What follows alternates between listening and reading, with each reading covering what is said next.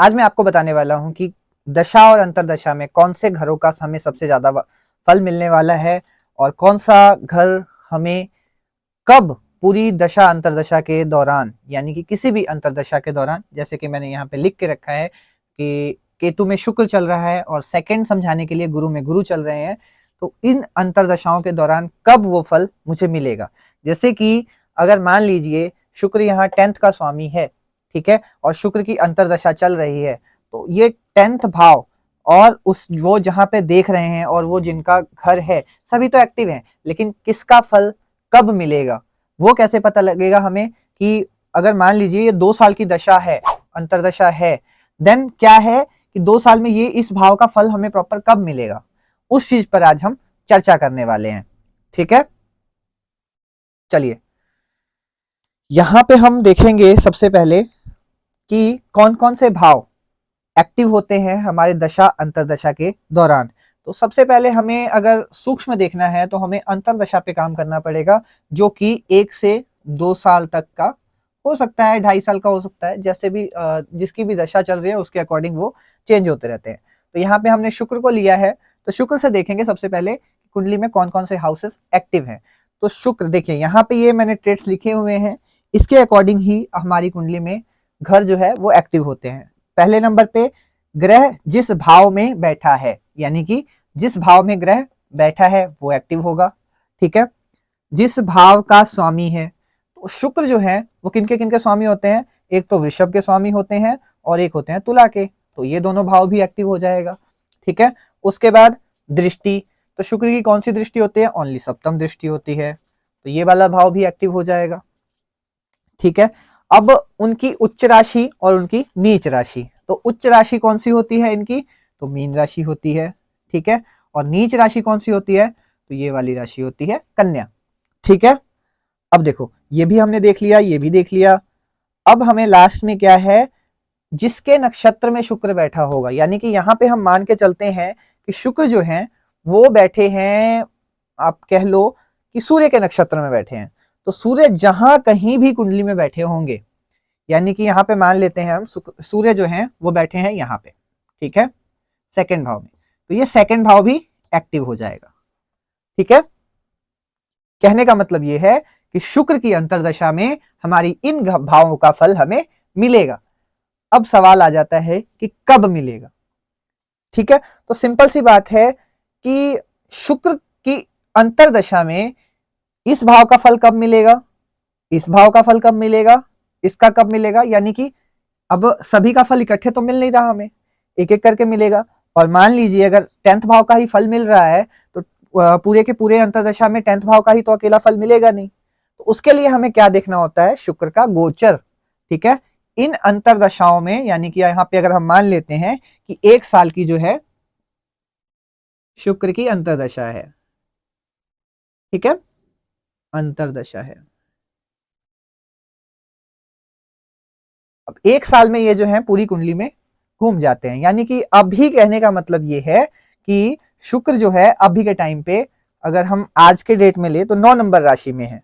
ठीक है, यानी कि इस राशि में है, तो जब ये 10th में जाएंगे, ठीक है, यानी कि नेक्स्ट मंथ में आपका हो गया ये जनवरी 25-26 में शायद चले जाएं, तो ठीक है, उसके आसपास क्या होगा कि ये वाला हाउस एक्टिव हो जाएगा। तो शुक्र जब यहाँ पे आ जाएंगे, यहाँ पे गोचर करेंगे, 10 नंबर राशि में गोचर करेंगे, उस टाइम पे इस भाव का फल सबसे ज्यादा मिलेगा, हमें सबसे ज्यादा मिलेगा। फिर क्या है, जब इस राशि में आएंगे तब भी हमें फल मिलेगा, लेकिन जिस भाव में बैठे होंगे यहाँ पे भी अगर शुक्र आएंगे तो भी अच्छा खासा फल देखने को मिलेगा। और यहाँ पे आएंगे तो क्या है कि यहाँ पे दृष्टि भी पड़ रही है, तो इस भाव में या इस भाव में आने से अगर सेम वही दृष्टि पड़ेगी तो वो इन दोनों भावों का फल उस समय ज्यादा मिलेगा, इसके मुकाबले कि इस भाव का फल मिले, इस भाव का फल मिले। ठीक है, तो ग्रह जब भी जहां बैठा है वहां जाएगा तब उसका फल मिलेगा, वो जहां देखेगा अगर वो भी हाउस एक्टिव है तो वहां का भी फल वो देगा। ठीक है, अब देखते हैं कि जिन घरों के स्वामी हैं, तो यानी कि ये इस घर के स्वामी है, इन घर के स्वामी है, तो जब भी ये 2 नंबर राशि में शुक्र अपनी अंतरदशा के दौरान गोचर करेंगे तब इस हाउस का फल देंगे, और जब भी वो 7 नंबर राशि में गोचर करेंगे इस अंतरदशा के दौरान, उस टाइम वो 7 नंबर राशि, यानी कि शुक्र अगर यहाँ आएंगे तो वो लग्न का फल देंगे, इस घर का फल देंगे। ठीक है, दृष्टि में जहां पे वो देख रहे हैं, मैं पहले भी बता चुका, वहां का भी फल देंगे। और जहां पे जैसे कि मान लेते हैं यहाँ पे इस भाव में दृष्टि पड़ रही है, जब भी शुक्र इस घर में दृष्टि इस घर में बैठेंगे या इस घर में दृष्टि डालेंगे, यहाँ या यहाँ से बैठ के कहीं भी देखेंगे, मान लीजिए यहाँ बैठे हैं और यहाँ देख रहे हैं, ठीक है, तो ये भाव का फल उस टाइम पे हमें ज्यादा मिलेगा। ठीक है, मुकाबले इसके, क्योंकि ये एक्टिव नहीं है और ये एक्टिव है, इसमें जब देखेंगे तो इस भाव का फल वो ज्यादा देंगे। ठीक है, अब उच्च राशि और नीच राशि, जब भी ये अपने उच्च राशि में जाएंगे तब वहां का भी फल अच्छा देंगे, और नीच राशि में जाएंगे तो वहां का भी फल उसी प्रकार से देंगे जिस प्रकार से आपकी कुंडली में होगा, जिस प्रकार से उसकी कंडीशन होगी आपकी कुंडली में, उस प्रकार से उसका फल आपको मिलने वाला है। ठीक है, अब मेन मुद्दा जो आता है, जिस नक्षत्र में बैठे हैं, ठीक है, जिस नक्षत्र में बैठे, मान लेते हैं ये सूर्य के नक्षत्र में बैठे हैं, अब या तो जब भी शुक्र सूर्य से युति में होंगे तब इसका फल देंगे, यानी इस भाव का फल कब मिलेगा, जब भी सूर्य से वो युति करेंगे, जब भी शुक्र दूसरे घर में आएंगे तब जाके इस भाव का फल मिलेगा, या तो जब सूर्य शुक्र को देख रहे होंगे। ठीक है, यानी कि सेकंड से अष्टम में, यानी कि शुक्र जब भी यहां पे आएंगे सेकंड राशि में, उस टाइम भी हमें इस भाव का फल देखने को मिलेगा, क्योंकि सूर्य जब भी इसको देखेंगे, शुक्र को देखेंगे, यानी कि सूर्य के नक्षत्र में है, तो जब भी सूर्य शुक्र को देखेंगे उस टाइम पे उसका फल मिलेगा ही मिलेगा। ठीक है, तो ये चीज हो गई क्लियर हमारी, ये सारे के सारे सूत्र हो गए क्लियर। ठीक है, ऐसा ही पता लगा सकते हो आप कि किस टाइम पे कौन सा हाउस एक्टिव है, कौन से अंतरदशा में कौन से हाउस का फल ज्यादा मिल रहा है, किस हाउस एक्टिव है उसके बारे में आपको काम करना चाहिए। एज लाइक अगर करियर का भाव एक्टिव है तो आपको करियर पे ज्यादा फोकस करना चाहिए, सप्तम भाव एक्टिव है तो शादी वगैरह की अगर उम्र है तो उस पर भी एक्टिव होना चाहिए आपको। अगर शादी की उम्र नहीं है आपकी तो वहां पे जो अदर चीजें देखते हैं यहाँ से, जैसे डेली इनकम, वीकली इनकम, ठीक है, हमारे व्यापार को भी देखते हैं, पार्टनरशिप को भी देखते हैं, तो उन सब चीजों पे ज्यादा ध्यान देना चाहिए हमें। ठीक है, चलिए, उम्मीद करता हूं ये आपको समझ आ गया होगा। एक हम और ले लेते हैं यहाँ पे, जो कि सिंपल सा, मैं ज्यादा नहीं बोलूंगा इस पे, लेकिन ये दोहरा हो जाएगा तो आपको समझ आ जाएगा। ठीक है, अब मान लीजिए यहाँ पे गुरु की अंतर्दशा चल रही है जो कि 2 साल की है। ठीक है, सॉरी ये गलत लिख गया ये 2 साल की हमारी गुरु की अंतर्दशा है। ठीक है, अब गुरु जो है इनकी कुंडली में मान लेते हैं कि 12वें भाव में बैठे हैं। ठीक है अब इससे कौन कौन सा भाव एक्टिव होगा, सबसे पहले तो हम ये देख लेंगे।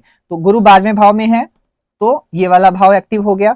ठीक है, इसके बाद गुरु के जो घर हैं, यानी कि जिस घर में बैठे हैं वो एक्टिव हो गया, जिस भाव के स्वामी हैं। तो गुरु किन किन भावों के स्वामी हैं, एक तो अष्टम के और सेकंड 11th हाउस के स्वामी हैं। ठीक है, अब गुरु दृष्टि देख लेंगे इनकी, तो इनकी दृष्टि होती है 5वीं, 7वीं और 9वीं। तो 1 2 3 4 5, तो ये वाला हाउस एक्टिव हो गया। 6 7 ये वाला हाउस एक्टिव हो गया। 8 9 ये वाला हाउस एक्टिव हो गया। ठीक है अब देखो नेक्स्ट हमें क्या देखना होता है, हमने दृष्टि देख ली, अब उच्च राशि और नीच राशि देख लेनी है। तो गुरु जो है उच्च कहां पे होते हैं, 4 नंबर राशि में, कर्क राशि में, और नीच के कहां होते हैं, 10 नंबर राशि में। ठीक है, तो हमें ये देख लेना है। उसके बाद जिसके नक्षत्र में बैठे हों, तो मान लेते हैं यहाँ जो गुरु हैं हमारे वो बैठे हैं। चैनल को सब्सक्राइब करके रख लीजिए, वीडियो को लाइक कर देना, और मिलते हैं नेक्स्ट वीडियो में। राधे राधे, जय श्री कृष्ण।